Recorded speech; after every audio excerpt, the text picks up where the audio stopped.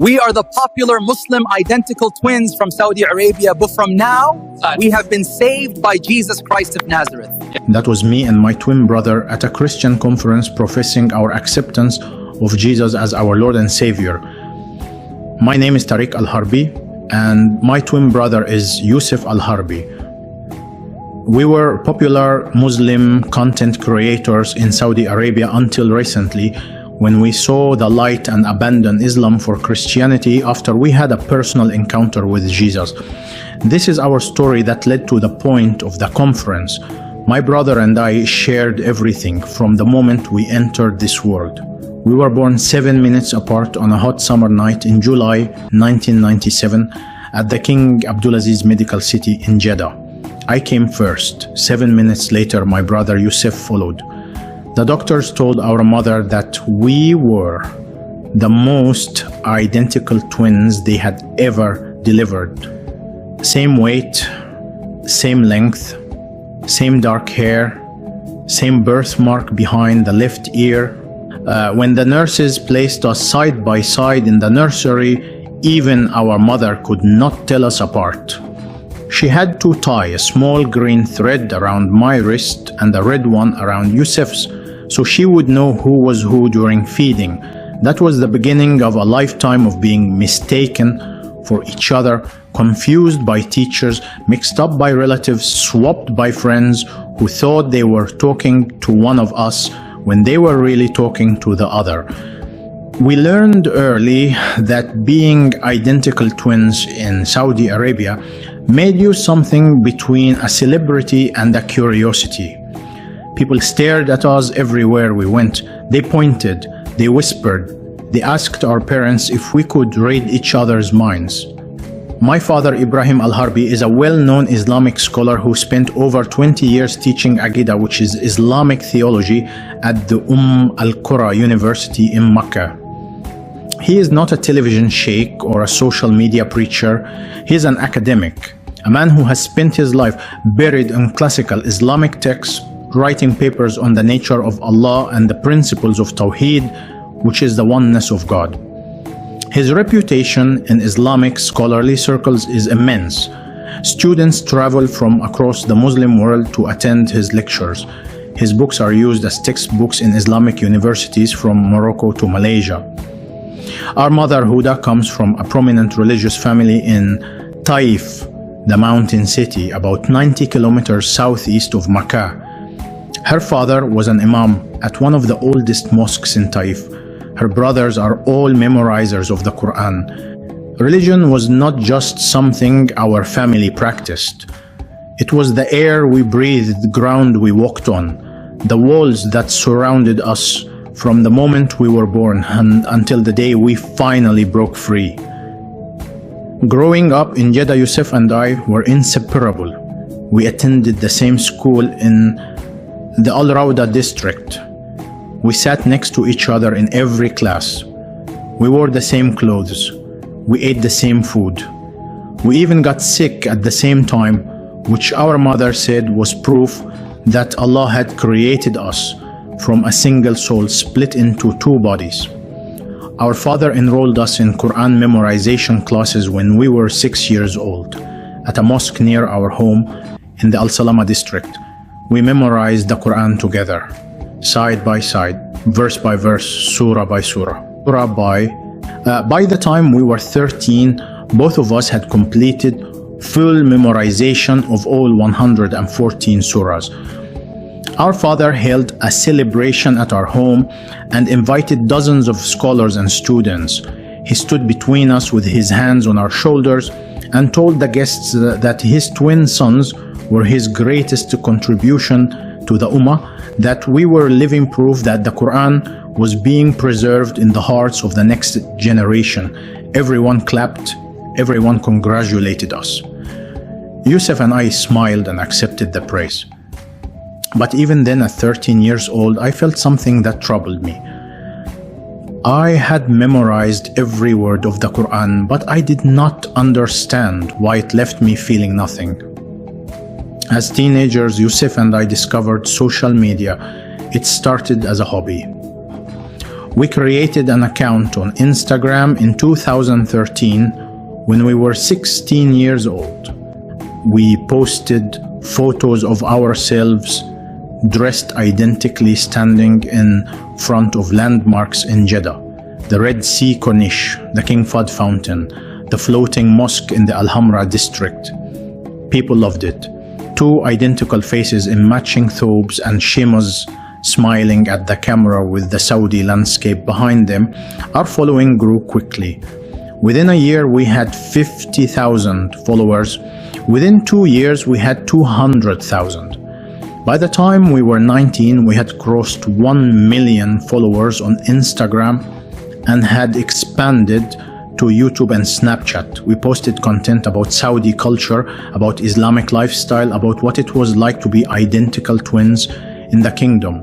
We filmed ourselves performing Umrah together at the Grand Mosque in Mecca, dressed identically, circling the Kaaba in perfect synchronization. That video alone got over 3 million views. People called us the Miracle Twins, the Blessed Brothers, the pride of Saudi youth. Our father was proud of our online presence because we used it to promote Islam. We posted Quran recitation videos where we recited together in perfect harmony, our voices blending into one because even our voices were identical. We posted videos about the importance of prayer and fasting and charity. We collaborated with Islamic organizations and promoted religious campaigns during Ramadan. Our content was clean, wholesome, and completely aligned with the values of the kingdom. We were invited to events by the Ministry of Islamic Affairs.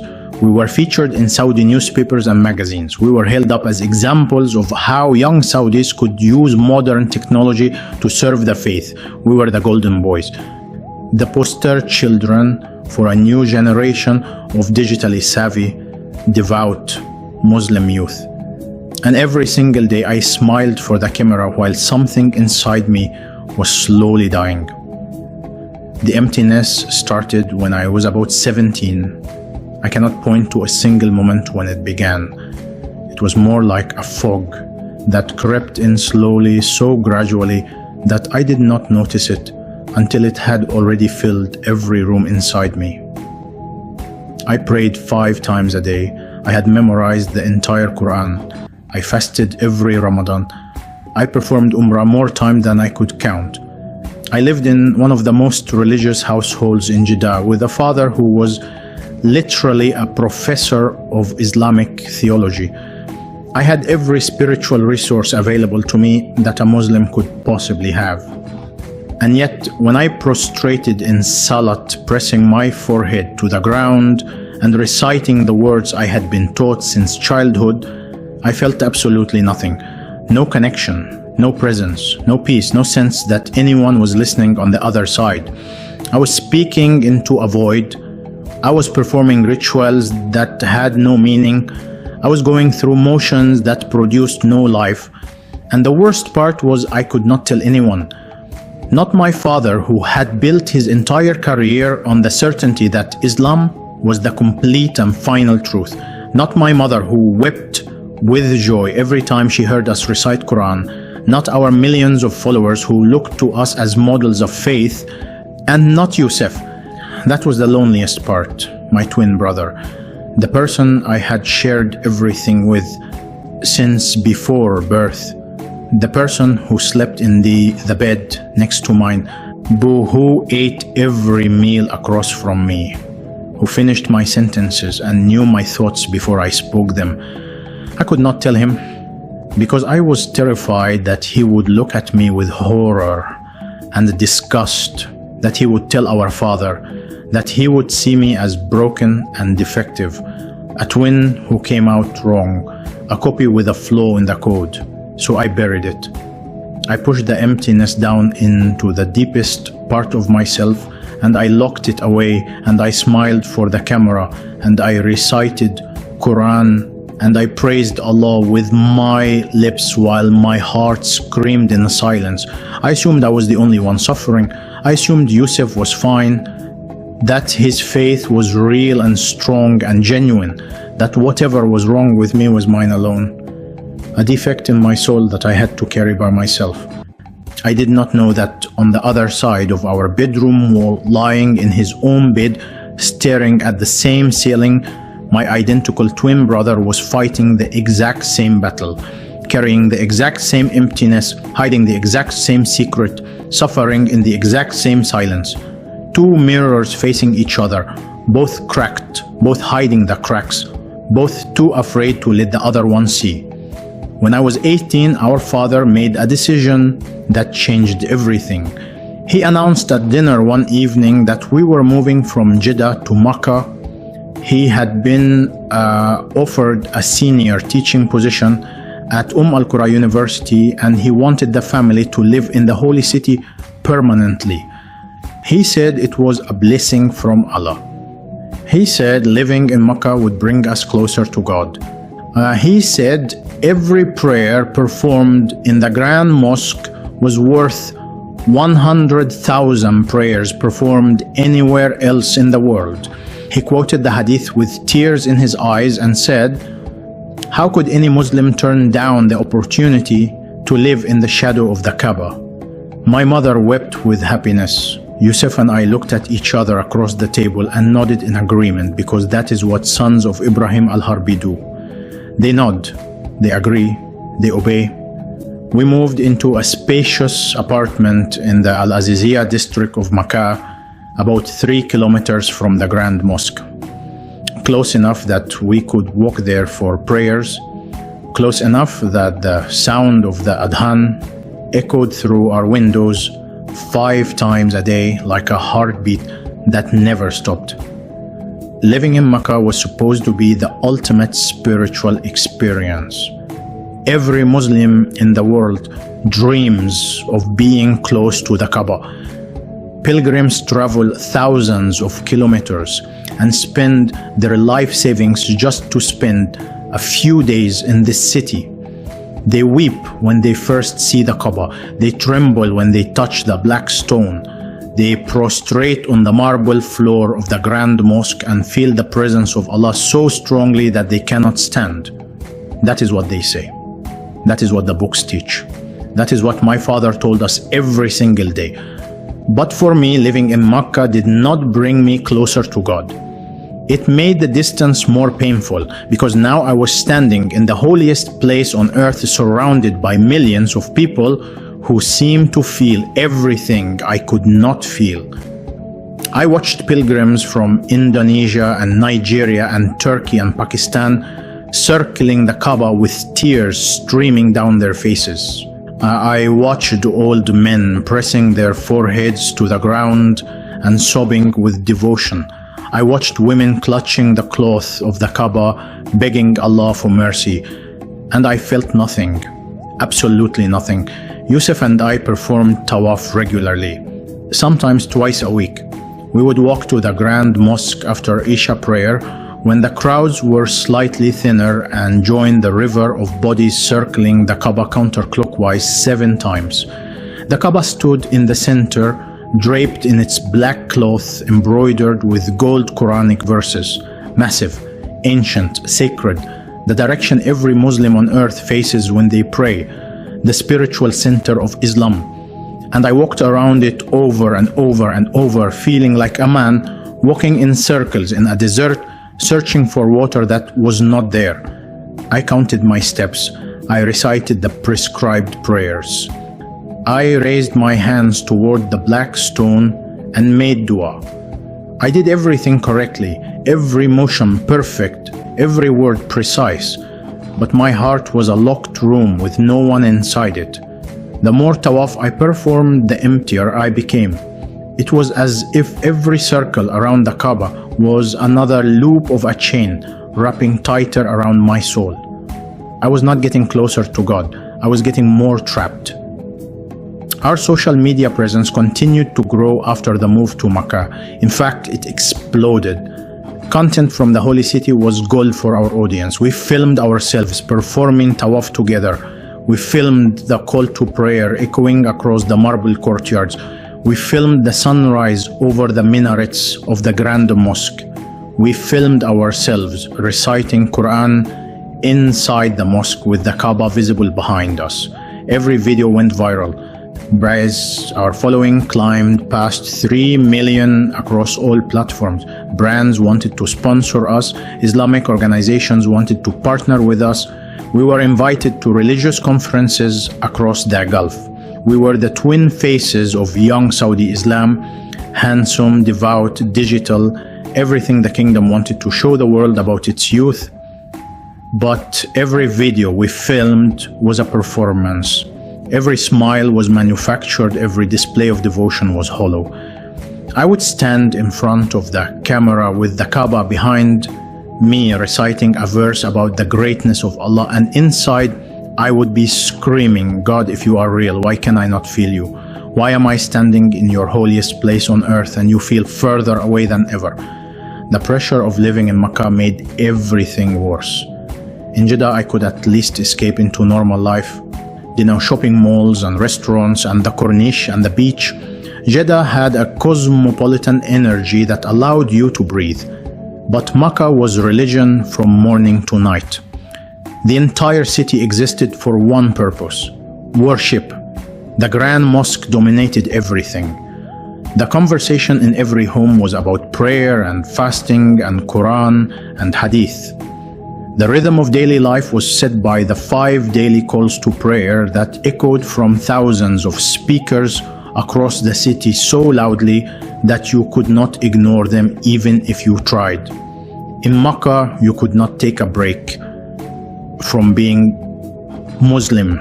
You could not step outside the religious framework for even a moment. The air itself seemed saturated with expectation. The expectation that you should be the most grateful, most devoted, most spiritually alive Muslim on the planet simply because you had the privilege of living near the Kaaba. And if you were not, if you felt empty and disconnected and dead inside while living in the holiest city in Islam, then something was deeply, profoundly wrong with you. That is what I believed, that something was wrong with me, that I was defective, that I was broken in a way that could not be fixed. I started wondering if I was being punished by Allah for some sin I had committed that I could not remember. I started performing extra prayers, voluntary night prayers called tahajjud.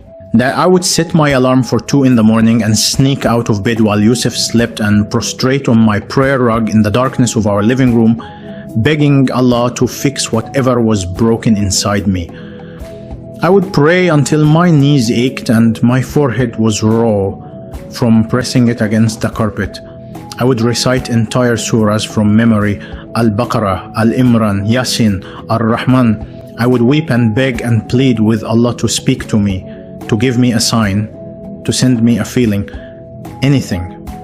Even the smallest whisper to let me know He was real and that He heard me. But the silence was absolute. Every prayer disappeared into the ceiling like smoke. Every tear fell on a carpet that absorbed it and gave nothing back. I was pouring my soul into a void, and the void just swallowed everything without returning a single drop of comfort. I started having dark thoughts, not about hurting myself, but about disappearing, about walking away from everything, from the camera, from the followers, from the mosque, from Makkah, from Islam itself. I fantasized about getting on a plane and flying to some country where nobody knew my name or my face or my father, where I could sit in a room alone and not have to pretend to believe something I was no longer sure was true. But I could never do that, because leaving would mean abandoning Yusuf.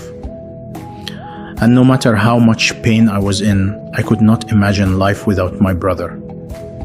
He was the only thing that still felt real to me, the only relationship that still had weight, even though I could not share my deepest struggle with him. His presence alone was enough to keep me anchored to a life I was otherwise ready to abandon. So I stayed. I performed. I smiled. I circled the Kaaba.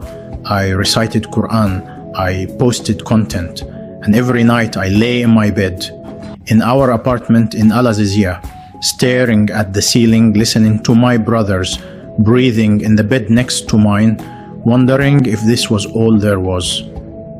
If I would spend the rest of my life performing a faith I could not feel in a city that was supposed to be the closest place on earth to God, but felt to me like the loneliest place in the universe. The pilgrims who came to Mecca during Hajj season made it even harder. Every year, millions of Muslims flooded into the city from every corner of the planet. They filled every street, every hotel, every sidewalk. They walked toward the Grand Mosque with faces full of anticipation and wonder. Many of them had saved their entire lives for this trip. Some had sold their homes or their land to afford the journey. And when they entered the mosque and saw the Kaaba for the first time, they collapsed. They fell to their knees weeping. They raised their hands to the sky and cried out to Allah with a sincerity so raw it was almost painful to watch. And I stood among them during Hajj season, year after year, watching their devotion, watching their tears, watching their absolute certainty that they were standing in the presence of God. And I wanted so desperately to feel what they felt. I would close my eyes and try to force the feeling, try to manufacture the connection, try to convince my heart to believe what my mind had been taught. But you cannot force your heart to feel something it does not feel. And my heart felt nothing, only emptiness, only silence, and only the growing, terrifying suspicion that the God of the Kaaba was not speaking because he was not there. And if he was not there, then everything I had built my entire life on was a beautiful, elaborate, magnificent lie. It happened on a Wednesday night in February 2023. I remember the exact date because it was the night my entire relationship with my brother changed forever. We had just returned from Isha prayer at the Grand Mosque. The walk home was quiet. Mecca was in a calm season between Umrah waves, and the streets of Al Azizia were mostly empty. Our parents were visiting relatives in Taif for the week, so Yusuf and I had the apartment to ourselves. We ate a simple dinner together, rice and grilled chicken from a restaurant on Ibrahim Al-Khalil Street.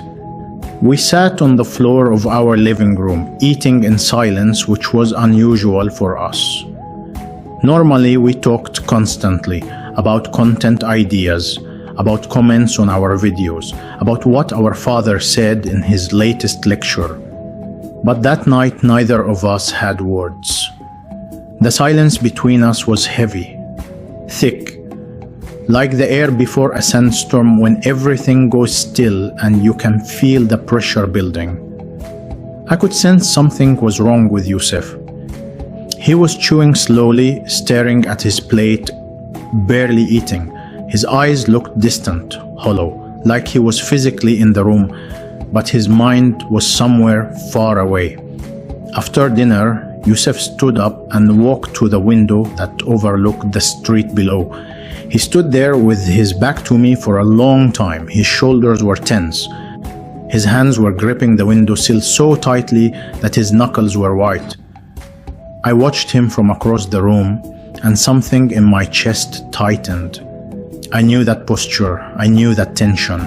I recognized it because I saw it in my own body every single day. The posture of a man holding something inside him that is too heavy to carry, but too dangerous to put down. I almost said something. I almost asked him what was wrong, but I was afraid that if I opened that door, he would ask me the same question and I would have to answer honestly. And honest answers in our world were more dangerous than bombs. So I stayed quiet and started cleaning up the dinner plates, hoping the moment would pass. But it did not pass. Yusuf turned away from the window and looked at me. His eyes were red. Not from crying, from holding back tears, from the strain of keeping everything locked inside for so long that the pressure was physically hurting him. He opened his mouth to speak and then closed it again. He turned back to the window. Then he turned to me again. He was fighting with himself, wrestling with something that wanted to come out but was being held back by years of training and fear and the knowledge that some words once spoken can never be taken back. I put the plates down and stood still watching him. And then he broke, not dramatically, not with shouting or falling to the floor. He just sat down slowly on the carpet beside the window and put his face in his hand and said 5 words that changed everything. I cannot do this anymore. I stood frozen in the middle of the room, holding a plate in one hand and a glass in the other. I could not move. I could not speak, because I knew exactly what he meant. I did not need him to explain. I did not need context or details or a long speech. Those 5 words carried the weight of everything I had been feeling for years. The emptiness, the performance, the smiling for the camera while dying inside, the circling of the Kaaba feeling nothing, the prayers that disappeared into silence. I knew, because I was drowning in the same ocean. But I needed to hear him say it. I needed to be sure. So I set down the plate and the glass and walked over to where he was sitting. I sat down on the floor across from him and I asked him quietly, "What do you mean, Yusuf? What can you not do anymore?" He looked up at me and the pain in his eyes was so raw, so exposed, so identical to my own pain that it took my breath away. He said, "Tariq, I feel nothing when I pray. Although I feel nothing when I fast. I feel nothing when I stand in front of the Kaaba. I have memorized the entire Quran and it means nothing to me. I have been pretending for years. Every video we film, every prayer we perform, every tawaf we do, I am acting, I'm performing for our Father and our followers and the entire world. And I cannot do it anymore. The weight is crushing me. I think I am losing my mind." The room went completely silent after he spoke. Neither of us moved. We just sat there on the carpet of our apartment in Al Azizia, 2 identical brothers staring at each other with the same broken expression on the same face. And then something happened that I did not plan and could not control. My own walls collapsed. Every barrier I had built to protect my secret crumbled in an instant. Because my brother had just described my exact experience using the exact words I would have used. And the relief of not being alone in it anymore was so overwhelming that I started crying. Not quietly. I wept. My whole body shook. And through the tears, I said, "Yusuf, I have been feeling the same thing. For years, I thought I was the only one. I thought something was wrong with me. I have been praying tahajjud at 2 in the morning, begging Allah to fix me, and He never answers. I feel nothing. I believe nothing. And I have been terrified to tell you because I thought you would hate me." Yusuf stared at me with his mouth open. Then he started crying too. Worse. We sat there on the floor, 2 grown men, 2 identical twins weeping together in an apartment in the holiest city in Islam, because we had both been carrying the same unbearable secret alone for years. He crawled across the carpet and grabbed me, and we held each other like we did when we were children, like the world was falling apart and the only solid thing left was each other. We stayed like that for a long time, not speaking, just holding on, letting the tears drain out all the poison we had been storing inside us. When we finally pulled apart and wiped our faces, we sat cross-legged facing each other, and for the first time in our lives we had a completely honest conversation about faith. No performance, no cameras, no audience, just 2 brothers telling each other the truth. We talked until 3 in the morning. We shared everything. Every doubt, every question, every night of silent desperation. Yusuf told me he had started having panic attacks during Tawaf. He said the crowds and the circling and the chanting made him feel like he was trapped in a machine that was grinding him down. He said he would sometimes stop in the middle of Tawaf, unable to move, while thousands of pilgrims flowed around him like a river around a stone. He said he felt invisible to Allah, like he did not exist, like his prayers were hitting a wall and falling to the ground. I told him about my tahajjud prayers, about the hours I spent prostrating in the dark, begging for a sign, about the silence that swallowed every word, about the growing suspicion that the God we were raised to worship was either not listening or not there. Saying those words out loud for the first time was terrifying and liberating at the same time, like jumping off a cliff and discovering you can fly. That night we made a pact. We agreed that we would search for the truth together, not the truth we were taught, not the truth our father preached, not the truth our followers expected, the actual truth, whatever it was, wherever it led, even if it led us away from everything we knew. We swore to each other that we would be completely honest. No more hiding, no more pretending, no more suffering alone. We were twins. We came into this world together, and we would find the truth together or die trying. Over the following weeks, we began our search. We used VPN services to access websites that were blocked in Saudi Arabia. We read about different religions: Buddhism, Hinduism, Christianity, Judaism. We read philosophy. We read arguments for and against the existence of God. We consumed everything we could find, searching for something that resonated with the emptiness inside us. Most of what we read was interesting but did not touch us deeply, until we found the testimonies. It started with the single video on YouTube that had been uploaded by a Persian language Christian channel.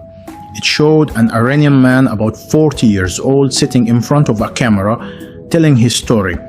He said he had been a devout Muslim his entire life. He said he had prayed and fasted and made pilgrimage. He said he had felt empty and disconnected from God for decades. And then, one night, Jesus appeared to him in a dream. A man in white with a face like the sun who spoke his name and said, "I am the way, the truth, and the life. Come to me." The Iranian man said he woke up weeping. He said he gave his life to Jesus that night and everything changed. The emptiness was filled, the silence was broken. God finally spoke back. Yusuf and I watched that video sitting side by side on his bed, with our heads close together, sharing a single pair of earphones so our neighbors would not hear. When it ended, we looked at each other, and I saw something in my brother's eyes that I had not seen in years. A spark, not of faith, not yet, but of hope. The hope that maybe, just maybe, there was an answer out there that we had not yet found. We watched another video, then another, then another. Testimony after testimony. Iranians, Egyptians, Iraqis, Saudis, Algerians, Moroccans, all telling the same story. Dreams of a man in white, a voice speaking their name. Overwhelming love. Complete transformation. We watched for hours until the sun came up over Makkah and the call to Fajr prayer echoed through our window. We looked at each other, and without saying a word, we both knew. Something was happening. Something was pulling us. And neither of us was going to resist it. 3 weeks after we discovered the testimonies, Yusuf and I found ourselves walking toward the Grand Mosque for Tawaf on a Thursday night during the last week of Dhul Hijjah. Hajj season had just ended, and the massive crowds of pilgrims were thinning. The city was exhaling after weeks of holding its breath under the weight of millions of worshippers. We chose to go late after midnight when the Tawaf area would be less congested. We had done this hundreds of times before. The walk from our apartment in Al Azizia to the Grand Mosque took about 25 minutes on foot. We walked in silence through the quiet streets, past the shuttered shops and empty hotel lobbies. The air was warm and dry. The minarets of the mosque glowed white against the dark sky like pillars holding up the heavens.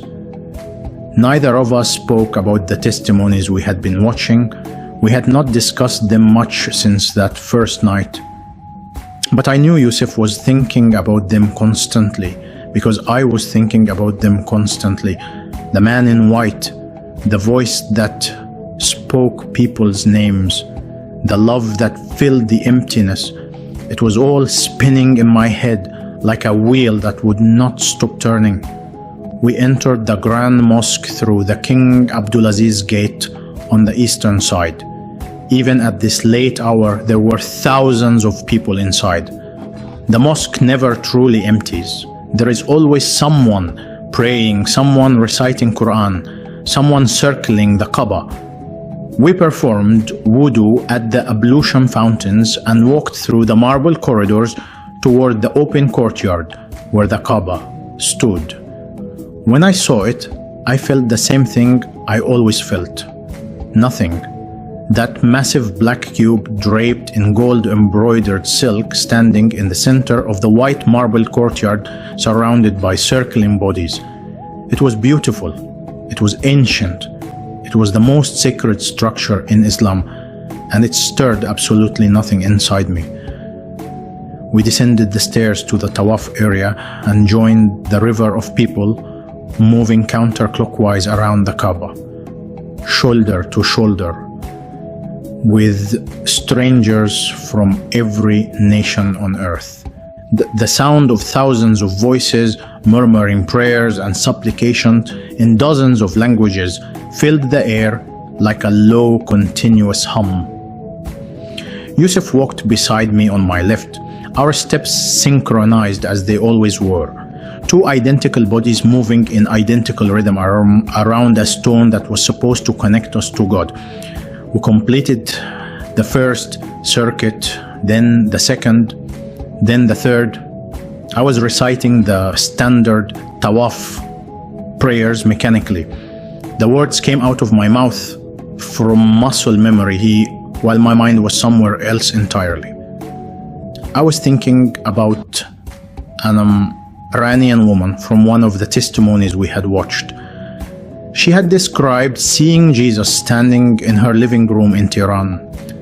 She said the light coming from him was so intense she could not look at his face. She said he spoke her name and told her he loved her. She said in that single moment she received more love than 30 years of Islamic practice had ever given her. I was thinking about her words when something happened that I cannot explain with logic or science or any framework of understanding that I possessed at that time.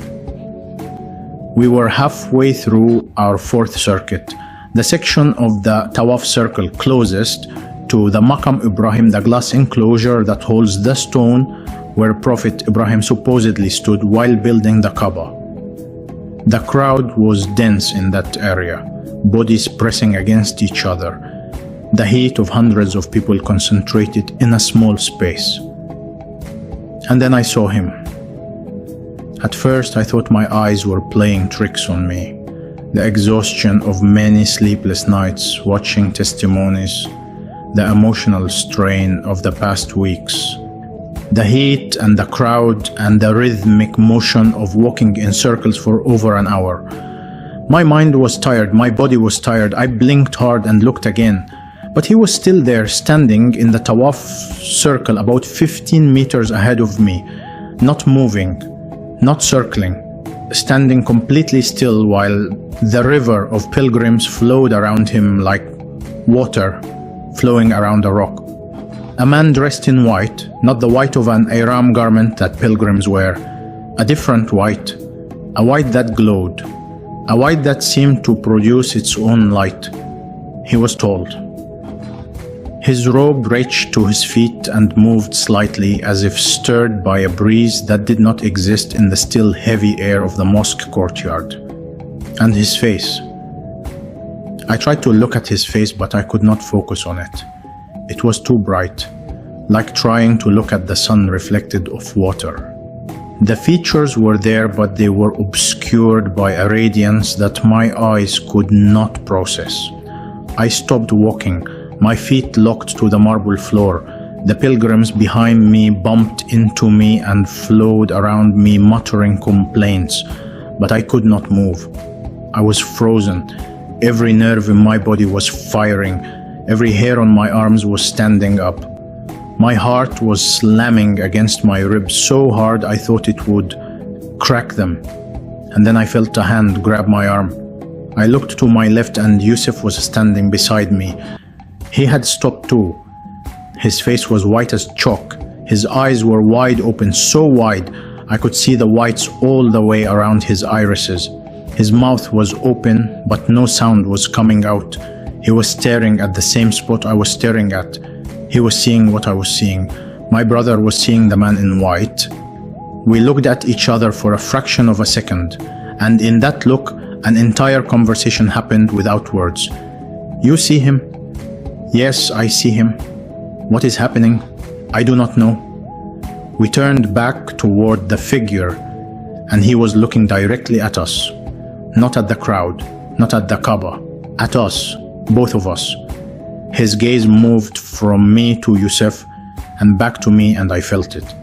I felt his eyes on me like a physical force, like warm hands pressing against my chest, like being held by something so vast and powerful that my body could barely contain the sensation. Then he spoke, not with his mouth moving the way a normal person speaks. The words appeared inside me, inside my mind, inside my chest, inside my bones. They resonated through my entire body like a bell being struck from the inside. He said, "You are walking in circles, searching for God. But God is not in this stone. I am the way. Stop walking. Come to me." The words were in Arabic. Perfect classical Arabic. The kind my father taught at the university. The kind the Quran was written in. But these words carried something that the Quran never carried when I recited it. They carried life. They carried warmth. They carried a love so pure and so overwhelming that my knees buckled and I nearly collapsed onto the marble floor. I grabbed Yusuf's arm to steady myself, and I felt him shaking. His entire body was trembling. Tears were streaming down his face. He had heard it too. The same words, the same voice, inside him just as it was inside me. We stood there in the middle of the Tawaf circle while thousands of pilgrims circled around us chanting prayers to Allah, and we were face to face with someone who was not Allah. Someone who was standing in the holiest site in Islam and saying, "God is not in this stone. I am the way." The figure began to move toward us, not walking exactly, more like gliding. The crowd did not seem to see him. Pilgrims passed right through the space where he stood without reacting. He was visible only to us. As he came closer, the light intensified, the warmth grew stronger, and I saw his hands.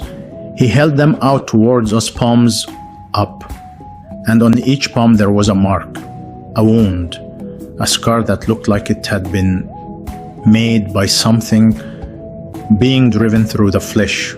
The scars were not gruesome, they were beautiful. They glowed with the same light that surrounded his entire body. And when I saw them, something inside me broke open. Something ancient and locked and buried so deep I did not even know it existed. A door in my soul that had been sealed shut since the day I was born flew open, and through it poured a flood of light and love and truth that obliterated every wall I had ever built. I knew who he was. I did not need anyone to tell me. I did not need a scholar or a book or a lecture. I knew in the deepest part of my being with a certainty that surpassed anything I had ever known in my entire life. This was Jesus, Isa al-Masih, the one Islam called a prophet, but who was standing in front of me radiating a glory that no mere prophet could possess. He was not a prophet.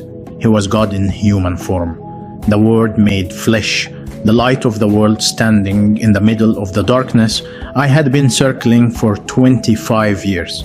I fell to my knees on the marble floor. Yusuf fell beside me. We were both weeping. Not the controlled, quiet tears of Muslim men praying at the Kaaba. We were sobbing, gasping, our bodies convulsing with the force of what was happening inside us. Pilgrims around us probably thought we were overcome with devotion. Two young men weeping at the sight of the Kaaba. How pious, how beautiful. They had no idea that we were not weeping for the Kaaba. We were weeping because the God we had been searching for our entire lives was standing right in front of us, and he was not who we had been told he was. He spoke again. This time the words were softer, gentler, like a father speaking to his children. He said, I have watched you both since before you were born. I knit you together in your mother's womb. I gave you the same face so that when this moment came, you would see my truth reflected in each other. You are mine, both of you. You have always been mine. Stop striving, stop performing, stop walking in circles. I am your rest. Come to me and I will give you life. Real life, life that no religion can give and no death can take away. The presence remained with us for what felt like an eternity, but was probably only minutes. The light slowly dimmed, the figure gradually faded, but the love did not fade, it stayed. It settled into my chest like a fire that had been lit in a furnace that would never go out. When I finally opened my eyes and looked around, the tawaf was continuing as if nothing had happened. Pilgrims circling, voices chanting, the Kaaba standing black and silent in the center. Everything looked the same, but everything was different. I looked at Yusuf kneeling beside me on the marble floor. His face was wet with tears, his eyes were closed, his lips were moving silently. I reached over and grabbed his hand and squeezed it. He opened his eyes and looked at me. And in that look, I saw everything I needed to see. He had experienced exactly what I had experienced. He had heard the same words. He had seen the same scars. He had felt the same love. We did not need to discuss it. We did not need to analyze it or debate it or question it. We knew. We both knew. We stood up slowly on shaking legs. We turned away from the Kaaba, and for the first time in our lives we walked out of the Grand Mosque not as Muslims circling a stone, but as followers of Jesus Christ walking toward the light.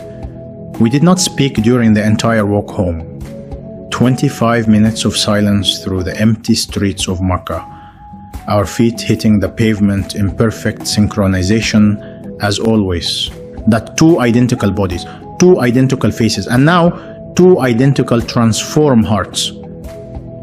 When we reached our apartment, we went inside, locked the door, and sat on the floor of the living room in the exact same spot where Yusuf had first confessed his emptiness to me weeks earlier. We sat there in silence for a long time. Then Yusuf spoke. He said one sentence. He said that was Jesus. I nodded. I said yes. That was Jesus. And then we both started laughing. Not because it was funny, because the joy that was flooding through us was so intense, so foreign, so completely unlike anything we had ever experienced that our bodies did not know how to process it. We laughed and cried at the same time, holding each other on the floor of our apartment in the holiest city in Islam, two sons of an Islamic scholar, two memorizers of the Quran, two Saudi influencers with 3 million followers, kneeling on a carpet in Al Azizia, surrendering their lives to the man in white who had walked into the Grand Mosque and called them out of the circles and into his arms. The next morning, we woke up in our apartment in Al Azizia, and the first thing I felt before I even opened my eyes was the presence. It was still there, the warmth in my chest, the peace that had settled into my bones during the night. For a moment, I thought maybe I had dreamed the whole thing. Maybe my exhausted mind had invented the man in white at the Kaaba. Maybe it was a hallucination caused by sleep deprivation and emotional strain. But then I opened my eyes and looked across the room at Yusuf, lying in his bed, staring at the ceiling with tears rolling silently down his temples into his pillow. He turned his head and looked at me, and without a word, I knew. It was real. It happened. We had both seen him. We had both heard him. And we were both completely, irreversibly different. We lay there in silence for a long time, listening to the Fajr Adhan echoing through the window from the Grand Mosque, the same call to prayer we had heard every morning for years. But this morning it sounded different. It sounded like a call to a God we no longer believed in, echoing across a city where we were now the most dangerous kind of people alive. We could not tell anyone. That reality hit us within the first hour of that first morning. We were in Makkah, not just any city in Saudi Arabia, Makkah, the city where non-Muslims were forbidden by law from even entering, the city that existed solely as the spiritual capital of Islam, the city where our father taught Islamic theology at the most prestigious Islamic university in the country. If anyone discovered that two sons of Ibrahim al-Harbi had given their lives to Jesus Christ inside the Grand Mosque during Tawaf, the consequences would be catastrophic beyond imagination. Our father's career would be destroyed. Our family name would be erased. We would be arrested by the Mabahith and taken to a place where people disappear. In Saudi Arabia, apostasy from Islam is punishable by death. There is no ambiguity, no debate, no appeal process. You leave Islam and the state has the legal and religious authority to execute you. We were two dead men walking through the streets of the holiest city in Islam, carrying the most dangerous secret in the kingdom inside our identical chests. For the first few weeks, we survived on instinct. We continued our routine exactly as before. We prayed at the Grand Mosque. We posted content on our social media accounts. We attended our father's lectures at Al-Qura University. We smiled and recited Quran and performed every Islamic duty with the same precision we had always displayed. But everything had changed underneath. When we prostrated in Salat, our hearts were talking to Jesus, not Allah. When we recited Quran, our minds were replaying the words the man in white had spoken to us at the Kaaba. I am the way, stop walking. Come to me. We were actors performing the greatest deception of our lives on the most dangerous stage in the world. And every moment of every day we were terrified that someone would see through the performance, that our father would notice something different in our eyes, that a follower would detect a change in our tone, that the mask would slip for just 1 second and everything would come crashing down. We needed a Bible. We needed to understand who Jesus was beyond the encounter at the Kaaba. We knew almost nothing about Christianity except what Islam had taught us, which we now understood was incomplete and distorted. Islam taught that Jesus was a prophet, a messenger sent by Allah, that he was born of a virgin, that he performed miracles, but that he was not divine, that he was not the Son of God, that he did not die on the cross, that someone else was crucified in his place, that claiming Jesus was God was the worst sin in Islam called shirk, which is associating partners with Allah. Everything we had been taught said Jesus was less than what we had experienced.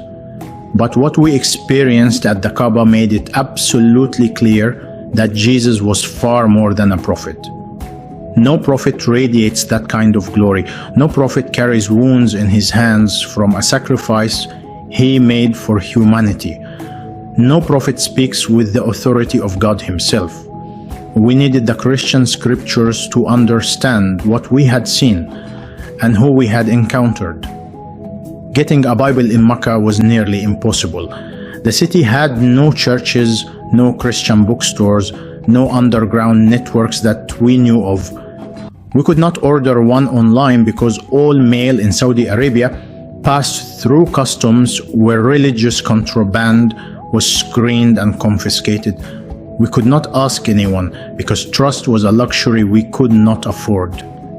One wrong word to one wrong person and we would be reported.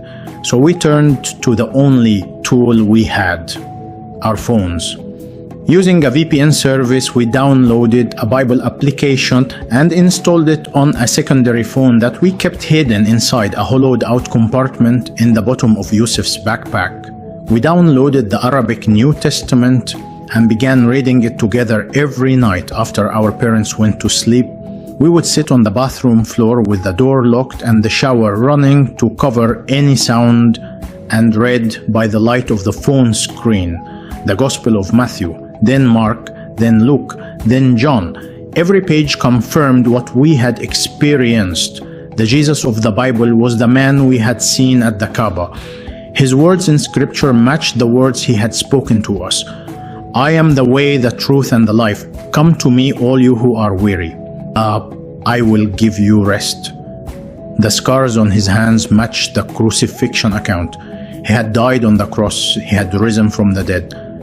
Islam was wrong. He was not replaced by a substitute. He willingly laid down his life as a sacrifice for the sins of humanity. And he was alive. We had seen him alive with our own eyes, standing in the middle of the Grand Mosque. Reading the Bible in the bathroom of our apartment in Mecca with the shower running became our nightly ritual. We devoured the scriptures like starving men finding bread.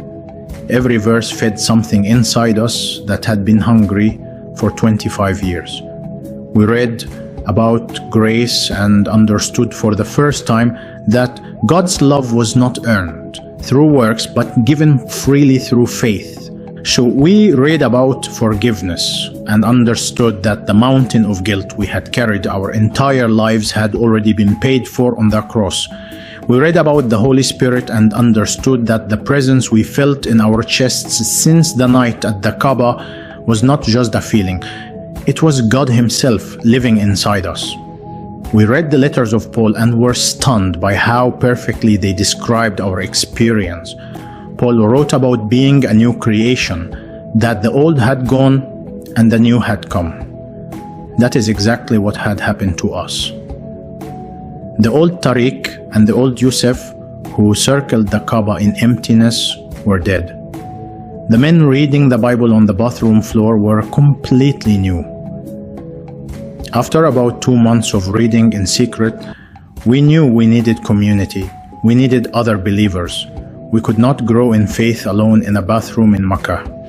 We searched online through encrypted channels and Christian forums that operated in Arabic. We found references to underground gatherings of Christian foreign workers in Jeddah. Small groups of Filipinos and Indians and Ethiopians and Eritreans who met in secret apartments to worship Jesus. We could not travel to Jeddah frequently without raising suspicion, but we managed to connect with a network through an encrypted messaging application. A man named Samuel, who was an Indian Christian working as an engineer in Jeddah, became our lifeline. He communicated with us through disappearing messages that deleted themselves after being read. He answered our theological questions. He sent us audio recordings of sermons. He prayed for us daily. He told us about the underground church in Saudi Arabia, how it operated in the shadows. that how foreign workers risked deportation and imprisonment to gather and worship, how Bibles were smuggled into the country, hidden inside other books and packages, how the body of Christ was alive and growing in the most hostile environment on earth.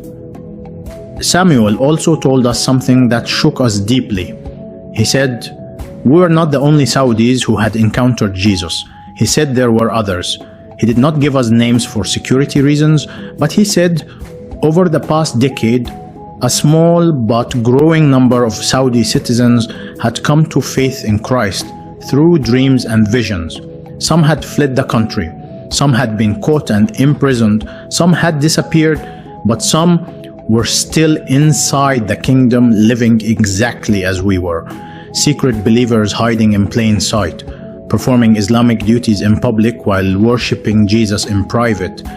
He said the number was growing every year, that something was happening in the spiritual realm over the Arabian Peninsula that no human organization was orchestrating. God Himself was reaching into the birthplace of Islam and pulling people out one by one. He said we were part of something much bigger than we could see. Our content on social media began to shift without us planning it. We could not post the same content anymore.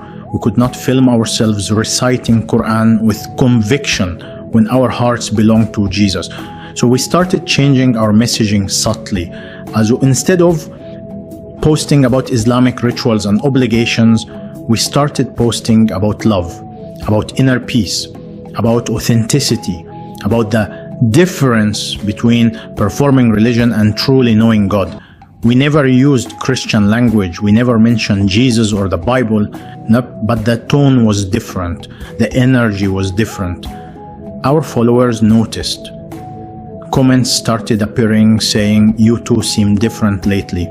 Your content feels deeper. What changed?" We responded vaguely saying, "We were on a journey of spiritual growth," but some followers were suspicious.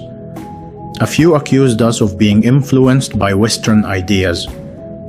One comment said, "You sound like Christians." That comment made my blood run cold. Our father noticed too. One evening over dinner, he looked at us across the table and said, "I watched your latest video. You talked about God's love for 15 minutes, but you did not quote a single verse from the Quran. You did not mention the Prophet once. What is happening with you two?" Yusuf and I exchanged a glance, the kind of glance that only twins can share. A full conversation compressed into a fraction of a second. I looked at my father and said, "We are just trying to reach a broader audience. Young people respond to messages about love and peace more than they respond to fiqh and hadith." My father stared at me for a long time. His eyes were sharp, analytical. The eyes of a man who had spent 30 years studying theology and could detect deviation the way a surgeon detects a tumor. He said, "Be careful. Islam is not a buffet where you pick what you like and leave what you do not. The religion is complete. Do not dilute it for likes and followers." Then he went back to eating. Yusuf and I sat there with our hearts pounding so hard I was sure he could hear them across the table. The walls were closing in. The double life was becoming unsustainable. That every day the gap between who we were in public and who we were in private grew wider, and we both knew that eventually the gap would become too wide to bridge and something would break. Either we would break or the secret would break free. It was only a matter of time. The decision to go public was not made in a single moment. It grew inside us over months like a fire that starts as a spark and slowly builds until it cannot be contained. Every night reading the Bible on the bathroom floor, every day performing Islamic rituals we no longer believed in, every video we posted that danced around the truth without speaking it, every dinner with our father where we smiled and nodded while our hearts screamed to tell him what we had seen at the Kaaba. The pressure was building and we both knew it would eventually explode. The question was not whether we would speak, the question was when and how. We prayed about it constantly, not the ritual prayers we performed in public at the Grand Mosque. Real prayers. Honest, desperate conversations with Jesus whispered into the darkness of our bathroom at 2 a.m. We asked him what to do. We asked him when to speak. We asked him if he would protect us when the world turned against us. And every time we prayed, the same answer came back quietly, but unmistakably. Speak. Tell them what you saw. Tell them who I am. Do not be afraid. I am with you. The opportunity came in the summer of 2024. We had been invited to attend a content creators conference in Istanbul, Turkey. This was legitimate. We had attended similar events before. The Saudi influencers regularly travel to Dubai and Istanbul and London for brand partnerships and media events. Our father approved that trip without suspicion. Our mother packed our bags and reminded us to pray on time. We hugged them both at the door of our apartment in Al Azizia and walked out into the Makkah heat carrying our luggage and our secret. As we drove to the airport, I looked out the window at the city passing by. The minarets of the Grand Mosque rising above the skyline, the hotels and shopping malls and highways that surrounded the holiest site in Islam, the pilgrims walking along the sidewalks in their white ihram garments, heading toward the Kaaba to circle it the way we had circled it hundreds of times. I watched it all disappear in the rearview mirror and I felt a sharp pain in my chest. Not physical pain. The pain of knowing I would probably never see this city again, never walk these streets again, never hear the adhan echo through these walls again. Makkah was the city that imprisoned me, but it was also the city where Jesus found me. And leaving it felt like leaving the place where I was born twice. We flew from Jeddah to Istanbul and checked into a hotel in the Sultan Ahmed district near the Blue Mosque. We attended the first day of the conference. We smiled for photos. We shook hands with other creators. We played our roles one final time. That evening, we returned to our hotel room and locked the door. We sat on the edge of the bed side by side and looked at each other. Yusuf said, "Are we really doing this?" I said, "Yes." He said, "There is no going back after this." I said, "I know." He said, "They will take everything. Our accounts, our followers, our money, our family, our names, our country, everything." I looked at my brother, my identical twin, the person who shared my face and my blood and my secret and my savior. I said, "Yusuf, we gained everything the night Jesus appeared to us at the Kaaba. Whatever they take from us tomorrow cannot compare to what he gave us that night." Yusuf nodded. He reached over and squeezed my hand. Then he said, "Let us do it." We had arranged through Samuel's network to connect with a Christian media organization that operated in Turkey. They documented testimonies of persecuted believers from the Muslim world and distributed them through secure channels. A man named Petros, who ran the organization, met us at a small studio apartment in the Beyoğlu district of Istanbul. The apartment had been converted into a simple recording space. A camera on a tripod, 2 chairs, a plain background, 2 microphones. Petros told us we could take as much time as we needed. He said we did not have to use our real names if we did not want to. We told him we wanted the world to see our faces and hear our real names. He looked at us for a long moment and then said, "You are very brave." I said, "No, we are not brave. We are just tired of hiding." We sat down in the 2 chairs side by side, 2 identical faces, same dark eyes, same sharp jawline, same black hair, same expression of terrified determination. The camera light turned red and Petros said, "Whenever you are ready, I spoke first. I looked directly into the camera and said, "My name is Tariq Al-Harbi. This is my twin brother, Yusuf Al-Harbi. We are from Makkah, Saudi Arabia. Our father is an Islamic scholar at Al-Qura University. We have over 3 million followers on social media. We have memorized the entire Quran. We have performed tawaf around the Kaaba more times than we can count. We are the sons of Islam, and we are here to tell you that Jesus Christ appeared to us inside the Grand Mosque in Makkah during tawaf and changed our lives forever." Then Yusuf spoke. He said, "We spent our entire lives walking in circles around a stone searching for God.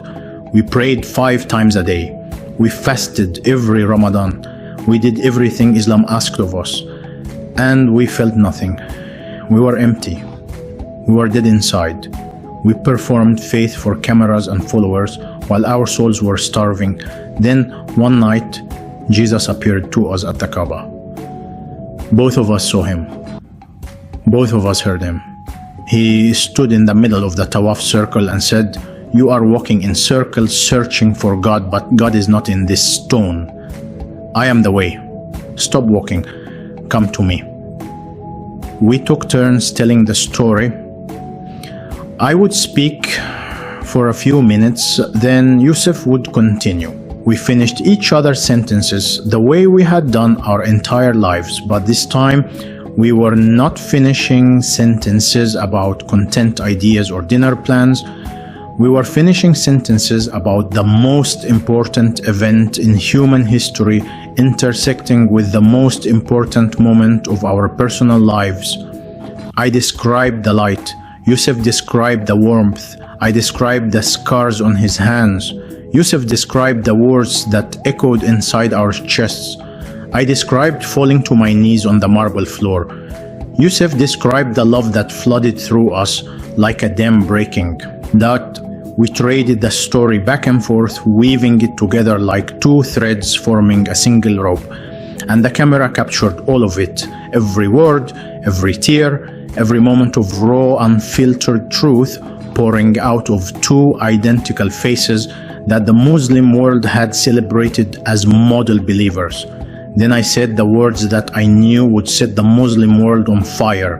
I looked into the camera and said, "Jesus appeared to us in Mecca, not in a dream, not in our imagination.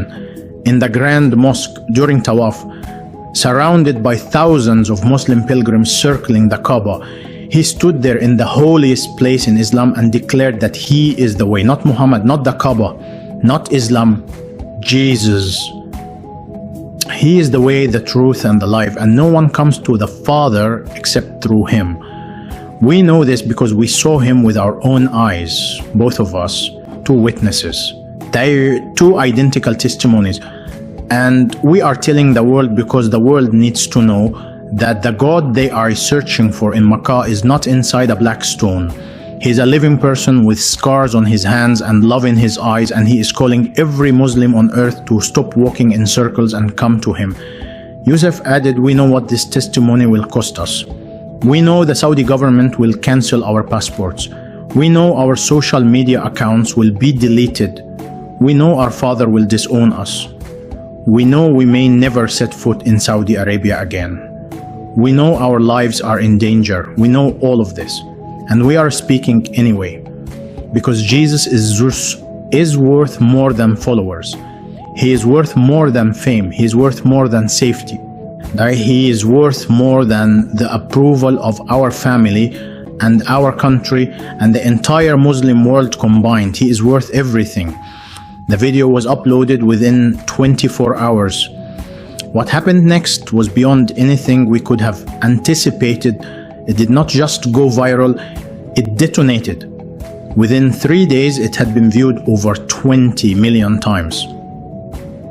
Saudi state media issued a statement calling us mentally disturbed and victims of a Western psychological operation designed to destabilize Islam. Our social media accounts on every platform were permanently deleted. 3 million followers erased overnight. Our father appeared on a Saudi television program and publicly disowned us. He sat in front of the camera in his white tobe and his perfectly trimmed beard and said with a voice that did not tremble, "I have no sons named Tariq and Yusuf. They are dead to me and dead to this family. May Allah guide them back to the straight path or punish them for their betrayal." Watching that clip on a laptop screen in our hotel room in Istanbul was the most painful moment of my life. More painful than the years of emptiness, more painful than the silence of Allah. Hearing my own father declare me dead while sitting in the same chair where he used to help me memorize Quran as a child broke something inside me that I am still healing from. But the messages that poured in from across the Muslim world made every sacrifice worth it. Thousands upon thousands of messages from Saudi Arabia and Egypt and Iraq and Jordan and Morocco and Algeria and Indonesia and Pakistan and Malaysia and dozens of other countries. Messages from Muslims who said I saw him too, that I had a dream of the man in white. I have been hiding my faith for years. I thought I was the only one. Your testimony gave me courage. You spoke for me when I could not speak for myself. One message came from a young woman in Riyadh who said she was the daughter of a judge in the Saudi court system. She said Jesus had appeared to her in a dream 6 months ago and she had been living in terror ever since. She said watching two sons of an Islamic scholar confess their faith publicly gave her the strength to believe that she was not insane, that what she experienced was real, that Jesus was real. She said, "I am not alone anymore because of you." Another message came from a man in Jeddah who said he was a retired military officer. He said he had encountered Jesus during Hajj 3 years ago, but had never told a single soul. He said our testimony broke the chains of fear that had kept him silent, and he was now ready to live openly for Christ, whatever the cost. We are still in a secure location that I will not name for safety reasons. We have applied for asylum and are being supported by Christian organizations that help persecuted believers from the Muslim world. We have lost everything the world says matters: our country, our family, our fame, our followers, our income, our identity as Saudi citizens. All of it gone. And yet sitting here next to my brother in a small apartment with nothing but the clothes we packed for a trip we knew we would never return from, I can tell you with absolute certainty that we have never been richer. Because we have Jesus, and he is worth more than every follower, every real, every passport, and every earthly kingdom combined. Now, I want to speak directly to every Muslim watching this. You do not have to walk in circles anymore. You do not have to perform rituals that leave you empty. You do not have to earn God's love through endless striving and obedience to a system that never tells you if you have done enough. There is a God who already did enough. He did it on a cross 2,000 years ago. His name is Jesus. And he is not waiting for you to be good enough to come to him. He's standing in the middle of your circles right now, waiting for you to stop, to look up, and to see him. Yusuf and I want to end this testimony the way we do everything, together. So here are our final words spoken as one. We walked in circles around the Kaaba for years searching for God, but God was never in the circles. He was standing in the center waiting for us to stop and look at him. We stopped, we looked, and we found him. His name is Jesus, and he is everything. If this testimony touched your heart, write in the comments, "We stopped and we found him." Let it be a declaration over your life. Let it be a prayer over the Muslim world. Let it be a signal to every secret believer hiding in every city, in every country, who thinks they are alone. You are not alone. We see you. Jesus sees you. And the day is coming when every circle will break and every knee will bow and every tongue will confess that Jesus Christ is Lord. That day is closer than you think. We stopped walking in circles, and we found him. Now it is your turn.